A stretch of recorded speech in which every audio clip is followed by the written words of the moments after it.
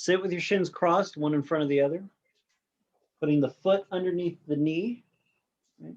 Flexing the foot back, especially the pinky toe side of the foot. Place your hands about mid-thigh, press down, lift your spine up. Drop the shoulders. Lift the head. Take another nice deep breath in. When you feel that lift, press your hands down to follow it. So you feel your rib cage lift, and as you exhale, your back ribs come in, your side ribs stretch forward, front ribs lift up. I'll do that again. Take a nice breath. Let it lift, and when you exhale, let your shoulders go down, but draw your back ribs in, your side ribs forward, front ribs up. See if you can lift all the front ribs. Don't just push the bottom ones out, but remember the ribs go all the way up here to the collarbones. Pick them up. And then drop the shoulders, let the head remain neutral, let your eyes close.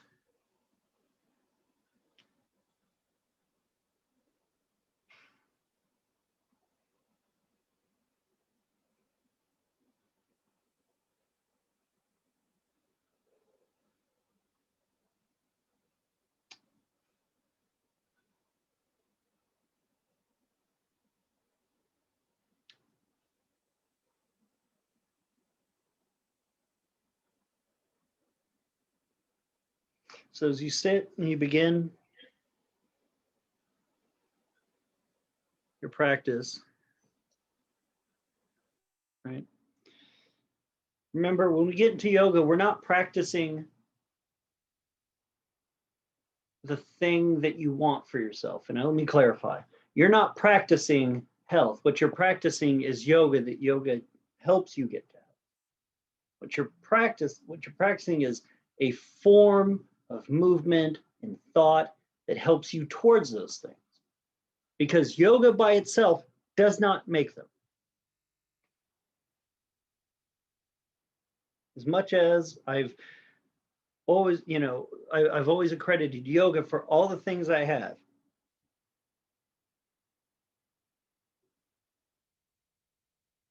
That would be untrue. Yoga is a pathway to help create those things. When you get on your mat, it will be hard. It will be sad, it will be angry, it will be happy, it will be all these things. It can't just be one. But when you apply yoga, when you put yourself into it, when you get on the mat and you work on your sadness or your fear or your anger or your joy or your things, you create that. And I emphasize this because in a time, and I think this is true for everybody at one point or another, when we can feel powerless or unsure of what to do or not knowing how to handle a situation or where to go, yoga's always said, come to the mat, but it's never offered you the answer. What it has offered you is a thing to do to help you find and create what you need. You want to be more flexible? Great. You got to go through the tight hamstrings and the ache and the pain and build that determination, because then that leads to your flexibility, right? You getting on the mat for X amount of hours doesn't automatically make anything. But in each moment you're on the mat and you're cognitively focusing on what's happening to you from this process and how it's transformative for you, that will get you to where you want to be. And it will not be a thing that was given to you, so therefore it cannot be taken away. It will not be a thing that is thin or unreal, but it will be solid and stable because it is something you created from your own self. And you learn to trust it, believe in it, to hold it. Yoga does not give you these things. Yoga is merely the thing we do to obtain them. Yoga is the process that guides us safely, sometimes with some humor, through the things that we want for ourselves, not just on a mental level, right? Because you can tell yourself, I'm going to be happy, may not, but takes you through the body. So you go through creating happiness throughout all yourself. As Mr. Anger would say, yoga is a cellular level practice. So my friends, What are you here to create tonight? Like magicians going into their workshops, alchemy happening, magic in its way. What are you on the mat to create tonight? And even if it's, I want to sleep better tonight, it can be small or it can be big. But as we go through the practice, beware of your words, your body, your thoughts, or the words that your emotions would use, so that you can make sure that all parts of you are being drawn into that creation. That's what yoga does. So that what you ultimately are here practicing is not just your hamstrings, but also your heartstrings and the head string.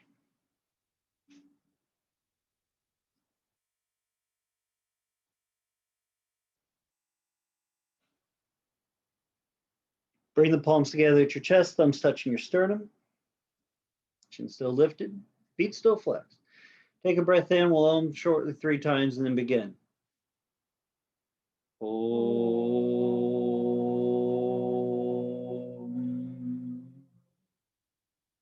Spine lifted, shoulders down.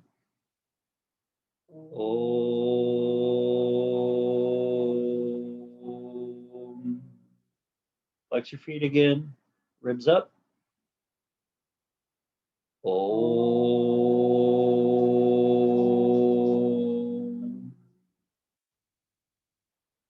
Bow your head. And salute the essence of yoga inside yourself.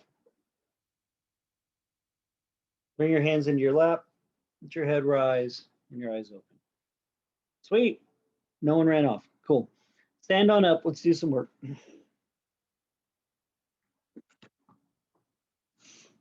So if you were here Tuesday we examined the stabilizing actions of the back leg and how like 6 poses created a series of things from 2 adjustments that was a whole different body of work. It really thoroughly worked through the hips and everything else. Very exhausting from what I'm told. Tonight we're going to work a similar thing, but then we're going to change the position of the body. So for now, step wide on your yoga mat, move your blocks and all that jazz away. Just off to the side. Stand wide on your yoga mat, 3.5 to 4 foot apart.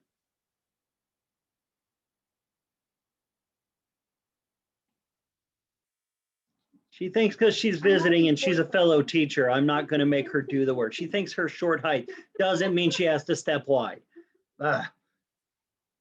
She trained with a bunch of the same teachers I did, and she thinks she's going to get away with it from me.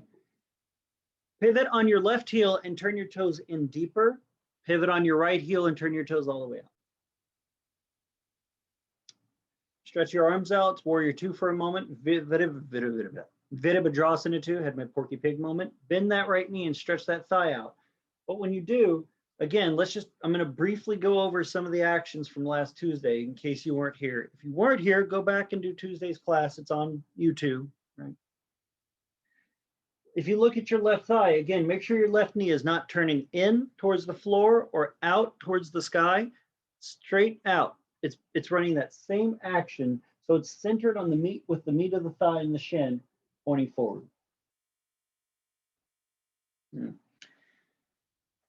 Whatever. And then don't let your left glute overdo the work. Unflex your left buttock, clench it really tight for a second, and then let it go. And then push your femur bone back more. Use your leg bone and the muscle of the front of the leg to move that hip back.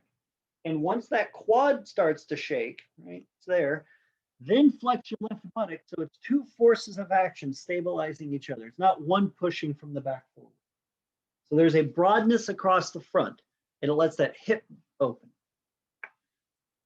All right, that's great. Take a nice breath. Straighten the right leg. Turn the toes in. Turn the toes in. Push through the heel firmly. Turn the toes in deeper. Then turn the left toes out. Before you already, don't even bend the left knee yet, but already set your right leg. Take a look at your right knee. Make sure it's pointing straight out. Not. Do the best you can. You got to experiment where your center is. And then push that right femur bone back. Feel that right buttock lift slightly. Remember Tuesday I said push through the feet and the hamstring activates to lift the buttock up. So your hamstrings are actually picking up the cleft of your thut, right? That flesh that doesn't see sunlight. Lift the thut and then bend that left knee and elongate it from the hip. So the pelvis is being lifted from this action. Remember, there's no part of yoga where it's like now compress down and find it.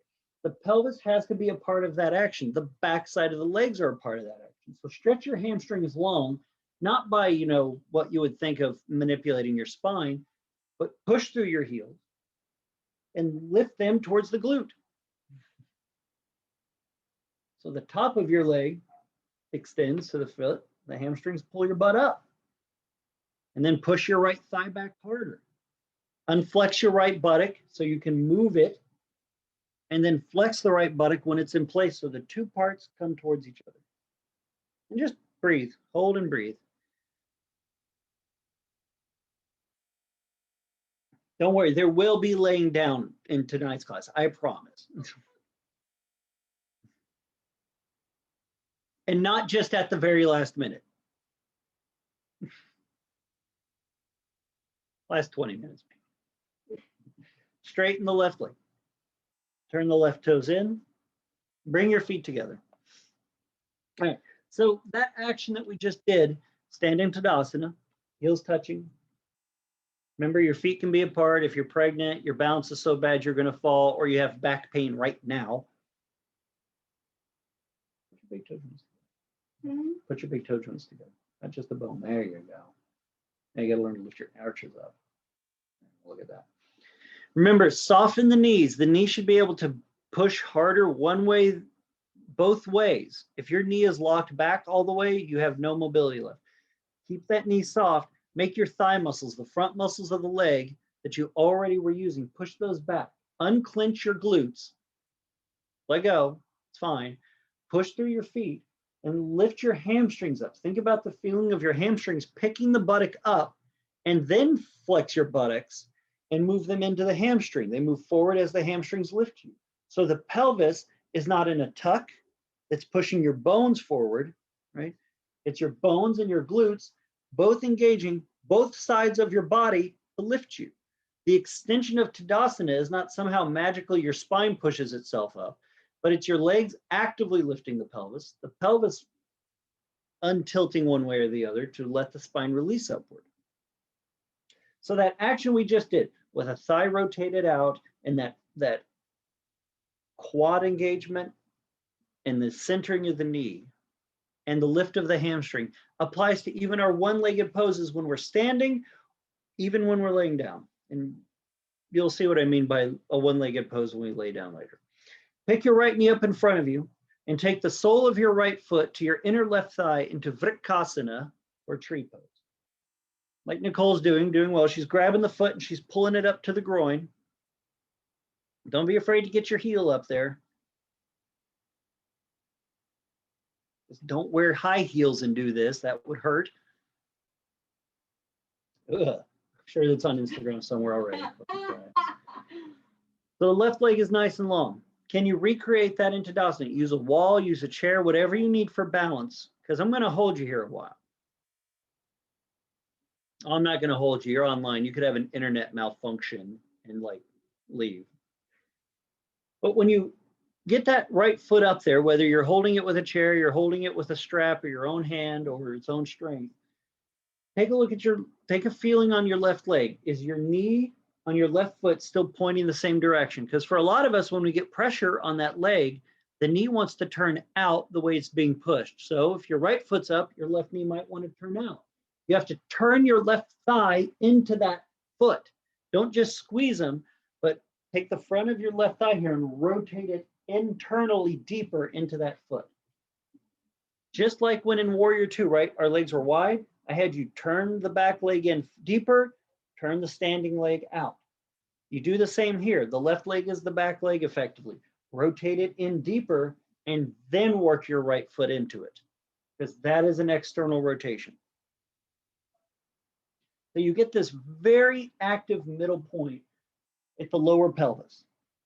So then again, left knee soft, turned in, lift your left glute up, not by tucking your groin under, but let the bottom of both buttocks come up a little bit. You know, go to twerk.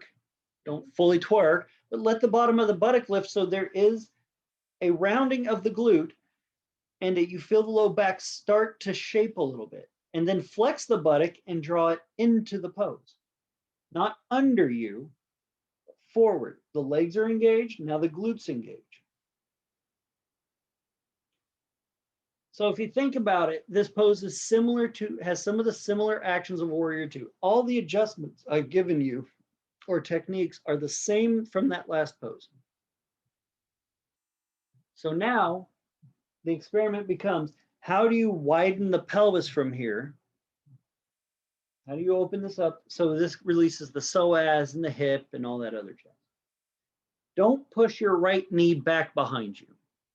Over the years, I've begun to correct how I teach Warrior Two in a lot of these poses, and most of you have heard this. If you push your knee back, your whole pelvis rotates. When your whole pelvis rotates, your spine makes up for it. Leave your spine alone. Even if your left hand stays on something else for balance, that's fine. Place your right hand, the heel of the hand, at the insertion point of the right quad and push down. Now flex your right thigh muscle and don't push it back. Bring it forward about ½ an inch so it has some place to move and drag that thigh bone down. Think about the thigh muscle itself dragging this way. So it's elongating from the top of your right hip to the top of your right thigh. It's spacing here. Because the issue is not your hip can't rotate back, because just getting into this pose proves it can. But it's the elongation of the connection of your quad to your pelvis to your spine that this pose really masterfully works. And remember what I've said before, the secret of all yoga poses is two parts going opposite is space. That's what's happening. So if you know your arms go up in this, wait for it, your legs need to be active in their half of it that drags it down. So once you feel your right quad cramped up and it's flexed and it's screaming, try to take both arms up. And just as much as your right arm ascends, even just your right side, your left hand can stay down. I'm not worried. As much as your right side ascends, if you feel that right knee come after it, you've shortened the pelvis. The right thigh goes down away from the ascending arm.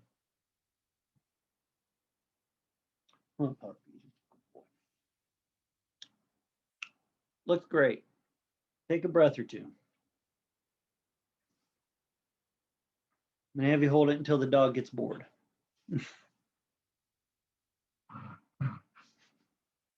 Bring your arms down, bring your legs down. Go back to Tadasana.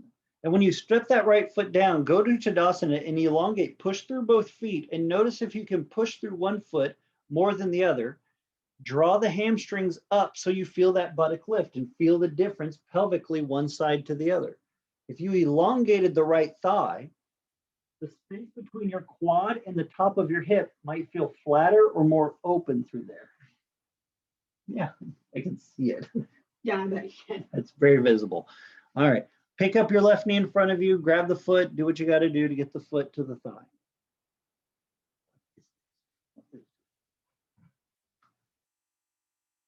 That is good.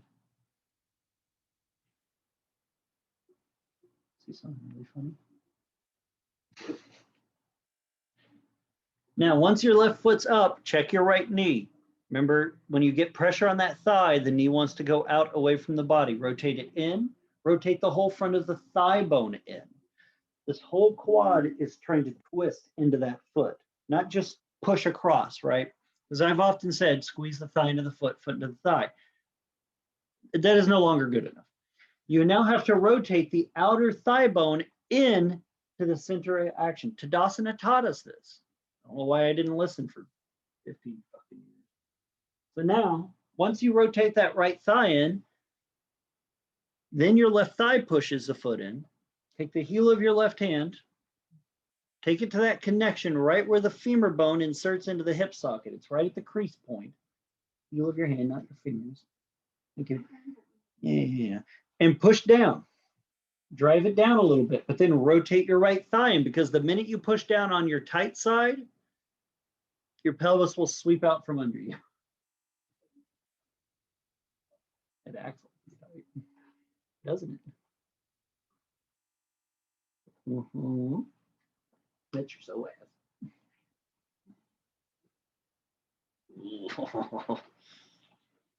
Well, your body holds it so ass tight. Push that left thigh down. Now, once you feel the movement, your hand is kind of guiding you to make space from the top of your thigh to the top of your pelvis. Flex your quad and stretch the quad that same direction. Don't worry about back. I'm more interested in your pelvis staying level and your thigh extending. It will go back when everything else releases.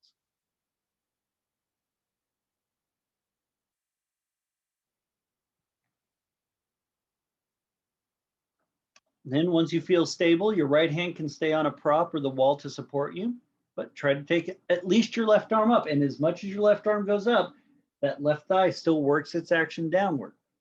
The extension of that femur bone.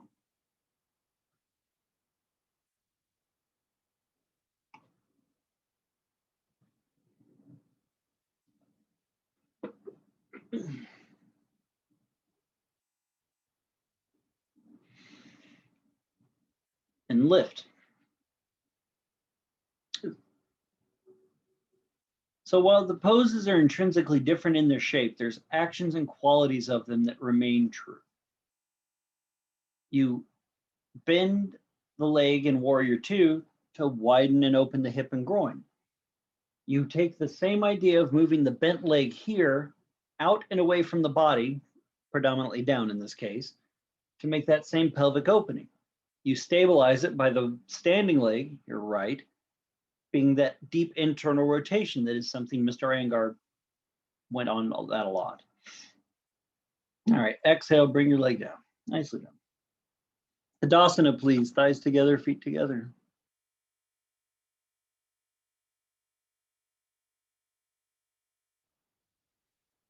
All right.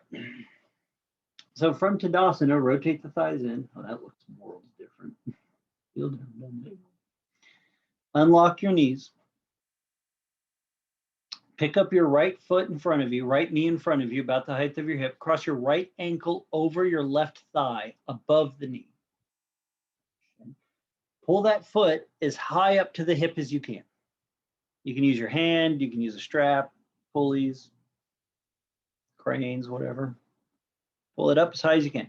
Now, with that foot pulled high, look at the left. Think about the exact same form of the pose. Rotate the left thigh internally, flex the right quad, and extend from the quad down through the knee. You can take the right hand, if your balance will allow you, and place your right hand at the hip insertion point. And even just taking your hand and pushing that thigh muscle down to the knee. It's like a massaging action of dragging it downward. I am not a masseuse. Your left arm keeps that foot high. Your right quad tries to extend. Not push your knee back, but think about the hip doing the extension first.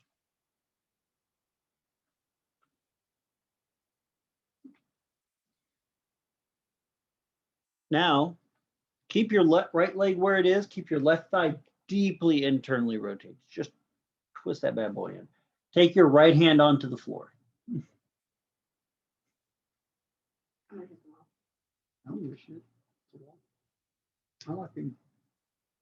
Remember, don't do cat mudra. If you look at your toes and they're turning white, that's cat mudra. Don't dig your nails in. Even though Micah's cat is doing cat mudra right now. Good. Let those hip. I'm sure we feel a stretch. But even when you're here, here's the challenge that Warrior Two Tadasana gave us to be aware of in this pose. You look at your left knee, where is it? Is one part of it locked back and the other part locked forward? Can you rotate it in and both sides of it be soft? It almost feels like when you're rotating this much that your inner heel on your left foot is going back to the world behind you. Your outer heel on the pinky toe is going forward. When you twist the femur bone, you twist the foot. That'll give me a foot. I've discovered a new thing. Nice. All right. Bend your left knee a little bit. Bring your body out of the pose. I don't care how you get out. I don't judge. I don't judge the dismount. This isn't the Olympics. I'm not Mr. Hangar. Maybe at year 20 I will be. Feet together. Maybe I'll judge at year 20. Year 20, your dismount better be good. Heels together, big toe joints touching. Pick your left knee up in front of you. Take your left ankle across your right thigh. Pull it as close to your hip as you can get.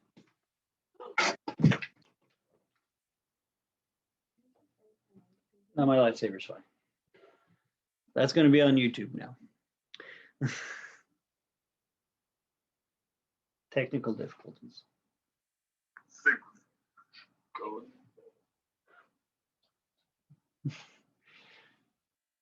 Flex your left thigh and don't push the knee down, but stretch the quad down. You can take your hand right into that insertion point and think about put this part of the quad doing the movement. If I grabbed it and dragged it.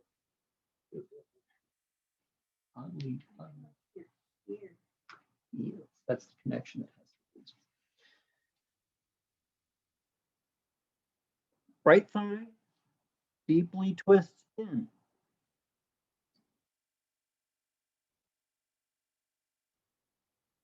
Check your knees.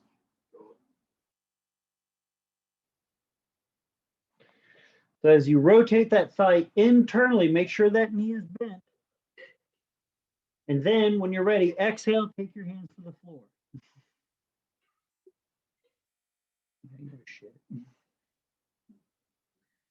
Look at your right foot. Make sure you're not doing cat mudra. Those toenails do not need to be dug into the mat. And I emphasize this because if your nails are in the mat, all you're going to end up doing is ultimately teaching your foot to crunch in the vertebrae, and your balance will not be as good.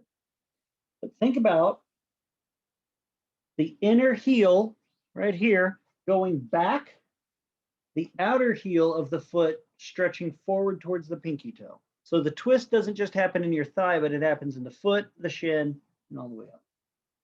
And then that left quad, that quad does not push the hip down. You have to kind of keep the hips active from lifting the buttocks. Remember, the glutes go up when you want the hamstrings to move. And then the quad itself goes down. So as your left buttock goes towards the ceiling, that left quad goes towards the floor.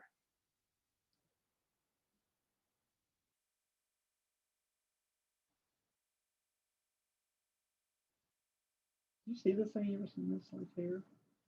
I'll show you the full sound setting to see that. I had this custom for the movies that ended it. A few more seconds. Take a breath or two.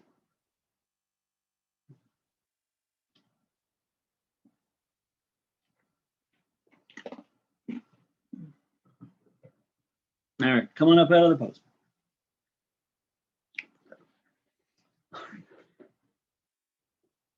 So you got a standing pose, lateral, forward fold.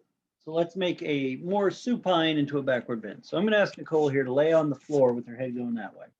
Watch for a moment so I can take you through Jatara and the modification. So Jatara or crocodile, there's Jatara twists, which are very prominently done where you lay on your back, pull a knee to your chest and it goes over. And then there's the more stomach-based stuff that's there for the same hip action. Nicole's going to bend her left knee and swing it up to the outside of her pelvis like this. This we've all, like I know we've done in this class before. But here's a couple things about it. She's got her head resting on her hands so her nose doesn't press into the floor. Similar muscular action. This is not just a passive thing where you lay here exposing yourself to the ground, but your back leg, you want to turn the toes under so the knee is lifted to start and set your femur bone.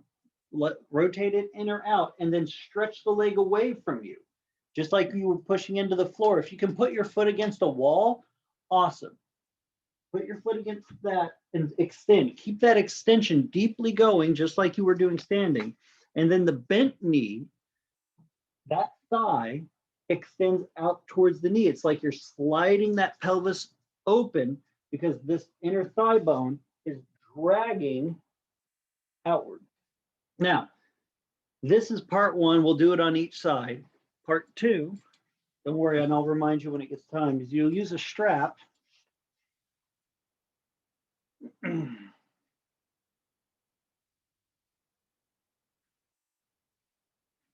Have a loop. It goes around the thigh of the bent knee and then around the back heel.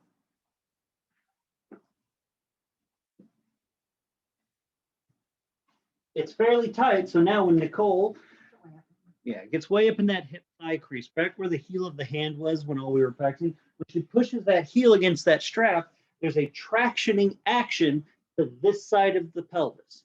Then part three happens. She places both hands under her shoulders, and then picks her chest up while still working these legs as hard as humanly possible. Feel that, huh? Then part four, this is going to be longer than Lord of the Rings. Your left elbow comes down and goes across the front of you. And then your right arm straightens and lifts your spine up into it. Now. Pushes down and lifts your spine up into a twist while the legs stay in their correct alignment and it opens. Feel that? She feels it. Join her. Lay down. So without the strap the first time, then we'll add strap and then because what we want to do is try and create that same extension and a backward bend to allow the freedom of the spine to move up and back because the pelvis is stable and the groin is open. All right. Let's do it, buddy. You lay back down. You get back in the pose. No, it's fine. It's on your time. Laying on the stomach, right leg straight. If you can push your foot into a dresser, anything that will not fall apart when you push in it. I don't want you to break something and then blame me. Push that right thigh back. The toes are turned under. But what you get is the sole of your foot and the heel reaching for some part.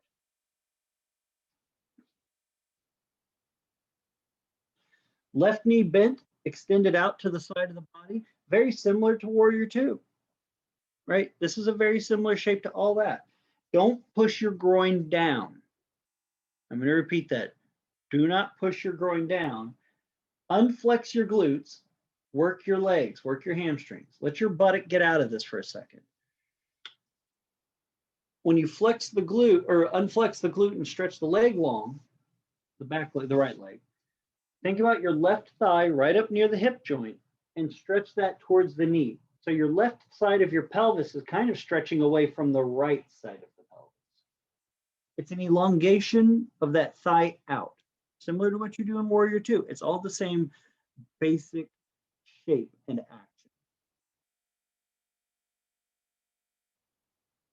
Good. It's all twitchy in there, huh? Mm-hmm. You might get a cramp. You might have some spasming.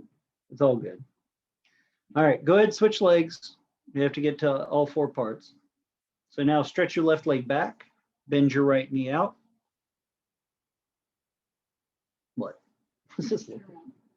Huh? Yeah, just do it. No, they've already seen. They've learned as much as they're going to learn. Now they have to practice. Now, left leg is the straight leg. Toes turned under, heel extending back. Make that hamstring work. Unflex each buttock, and then make the quad move the leg bone away from the hip.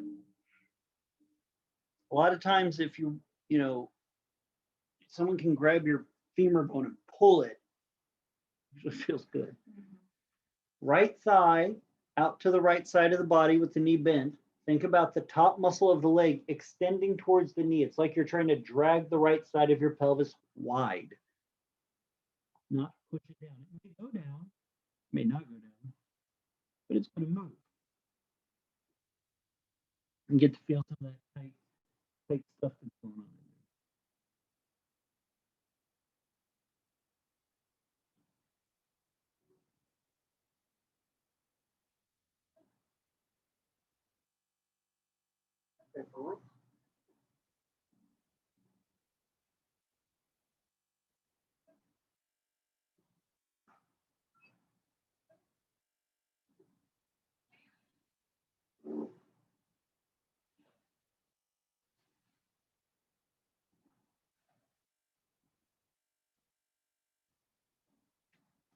All right. Switch legs again. This time, grab your yoga strap. Take the strap around your left thigh bone. All the way up into that same crease that we've been working on and opening last week. Strap goes around your back heel. If you need someone to model it for you, Nicole's doing a really good job right now.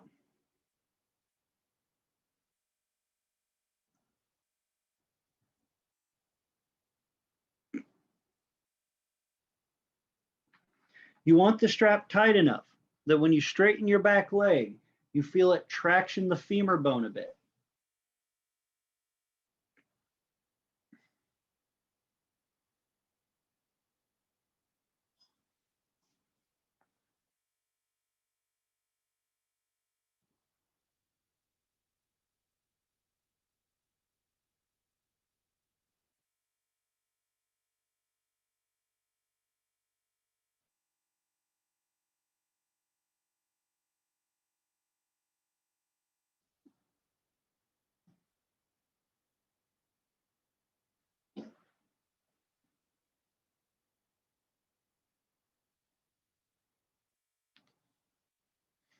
Nice. Good, good, good. So you get that traction, you feel that back leg extending, that same work happening. Your left thigh is flexing and stretching out to the left, like your left knee is trying to go out for something else. We'll hold for a few more seconds. Just let it kind of work and open up.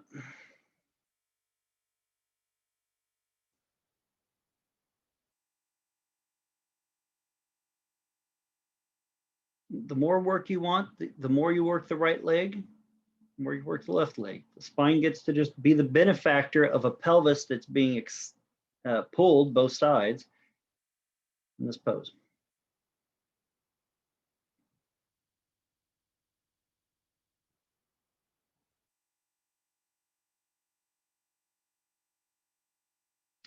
Place both hands under your shoulders, palms flat to the floor. Keep your legs, lift your chest up any degree. The more you push your hands down and straighten the arms, the more you're going to work. So this is a modified action of Cobra. Try to keep the head long. Don't push the neck short by tilting your head back, but lift the neck up out of the shoulders, out of the rest of the body. Remember, the spine starts at the top in the neck. It's part of the spine. So lift your neck to lift your whole rest of your spine.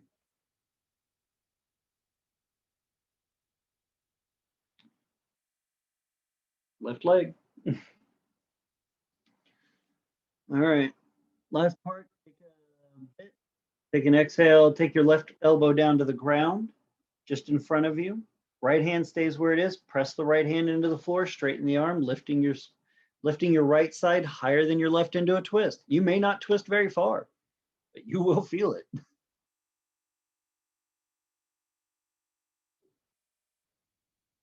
Keep the back of your neck long and move the head back into space.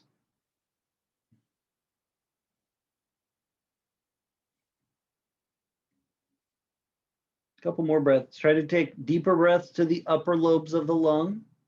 The more you breathe to the upper lobes of the lung, the more it massages, removes things.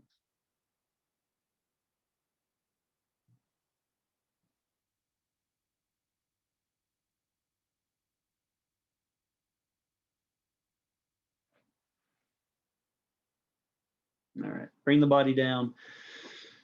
Switch your legs up. Put the strap around your left foot and your right thigh.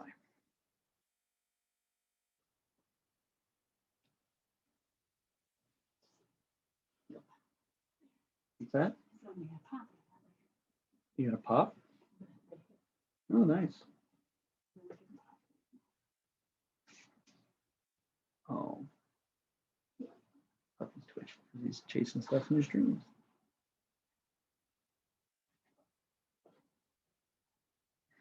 Left leg straight. Right knee bent. Right thigh to the outside of the body.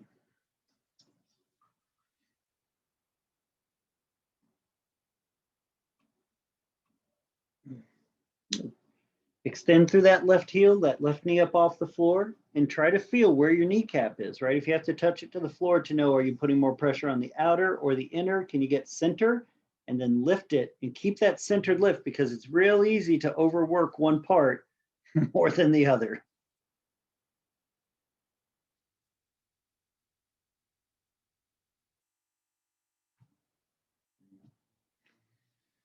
Flex your right thigh and stretch the right thigh towards the right knee so the pelvis is getting moved. And then it's going to give you a minute here to feel it out. Let it stretch and work.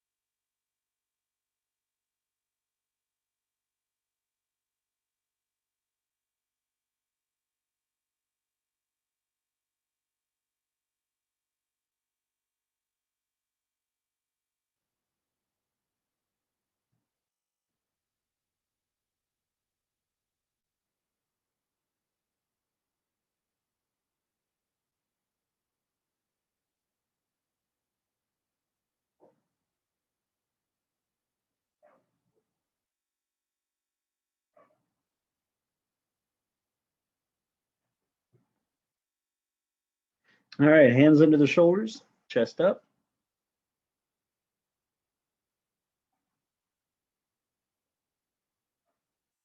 One side may be different than the other. Don't try to force it, but lift comfortably so you feel the extension, the movement. You can keep your legs. Of course, you can breathe. He's chasing something. Lift, let the head lift. And even though you may look up, don't shorten the back of your neck. Stretch the neck like it's the whole of your spine. It is.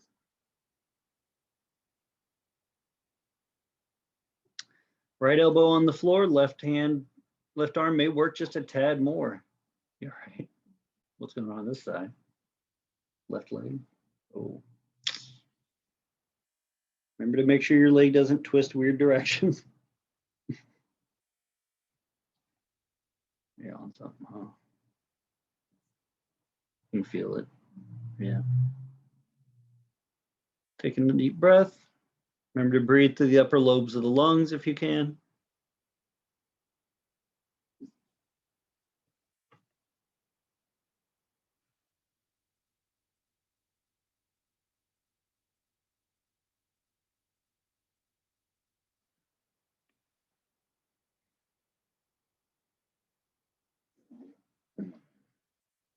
Exhale, out you go. Flip over on your back, heavy strap.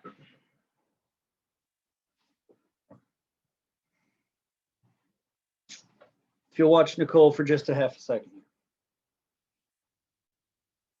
Same idea, different gravity effect, different benefit. When you stretch you're going to stretch one leg out, be your right leg. Your strap's going to go around your left thigh near your kneecap. And I'm going to change it. And then you pick the foot up off the floor. You want the strap tight so the knee is above the hip, like so. And that strap is tight. Get to this position because everything that comes after this is pretty easy.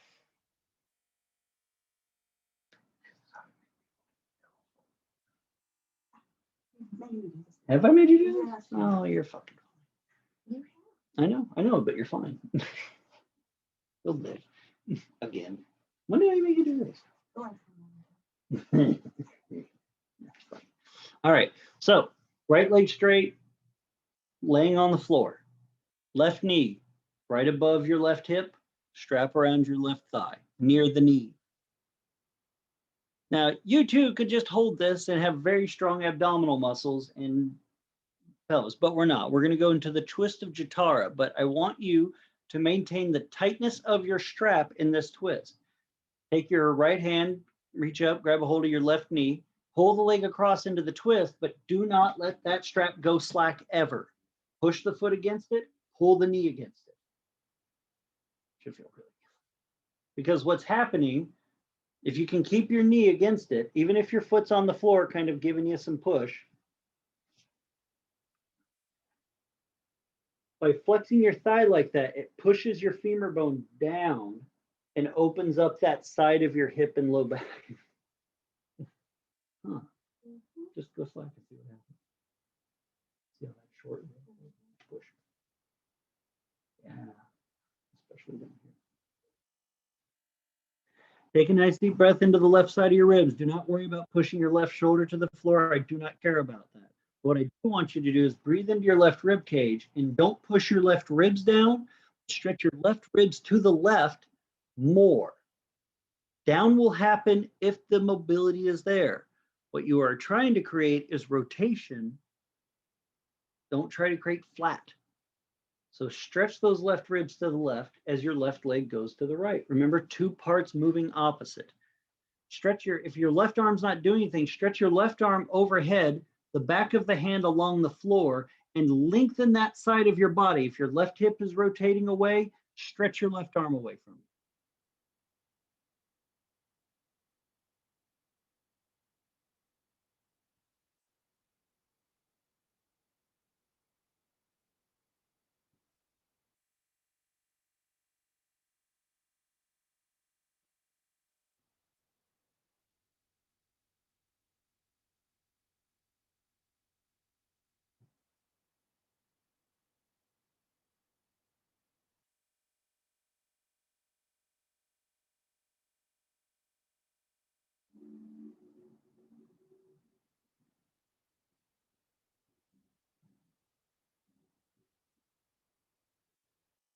All right, switch it up.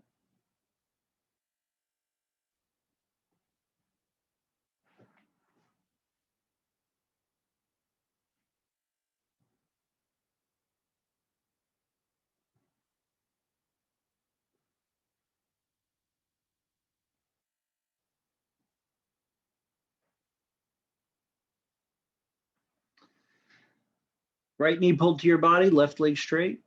Once the strap's in place, flex the quad. Keep that quad strong. So when you pull the knee up and hold it, the trick is to really make that quadricep do the most movement. Then left hand grabs the knee, pulls it across. Keep your legs active. Then once you've gone all the way over, to whatever degree, it may not reach the floor. Who cares? Let your right shoulder come up a little bit. More about finding the rotation of the engaged leg muscle. Then take that breath, stretch those right ribs to the right, and elongate that right arm overhead. Who cares if that shoulder lays on the floor? Plenty of that for that.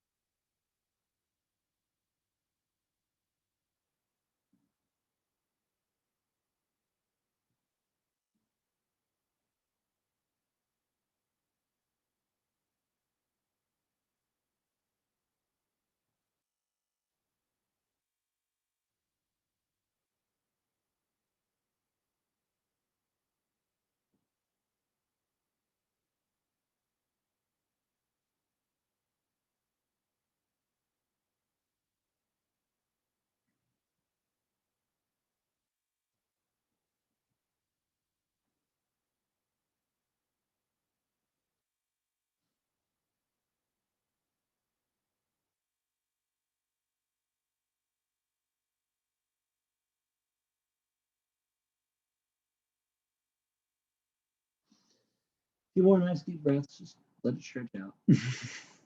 Work your legs until I rotate that left thigh. I didn't forget. Did you forget? Tadasana is still in the same action. Nothing really has changed. The internal rotation of your straight leg will help release your low back. Oh.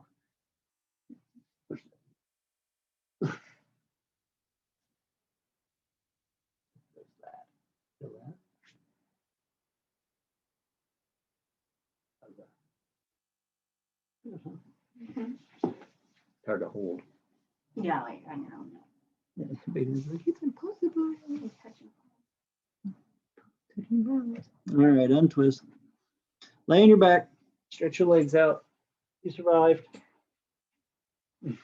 Told you had to lay down for part of it.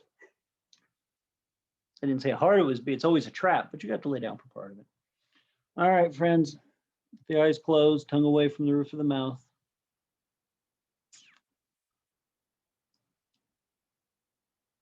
And like I said at the start, this is a thing you're creating. Did you keep track of all the other parts? I can give you technique or adjustment, but I'm not going to tell you how to feel about you. So check in with yourself. What did you ultimately end up creating here? Right? And if it was something good, congratulations. You may not even have tended for it. But if it's not, remember ultimately that this practice is now over. You can let it go. So the best to do is just to see what you made for you, how you made it, so that when you get back on the mat again, when it is time to practice, you may practice something that creates a whole different world.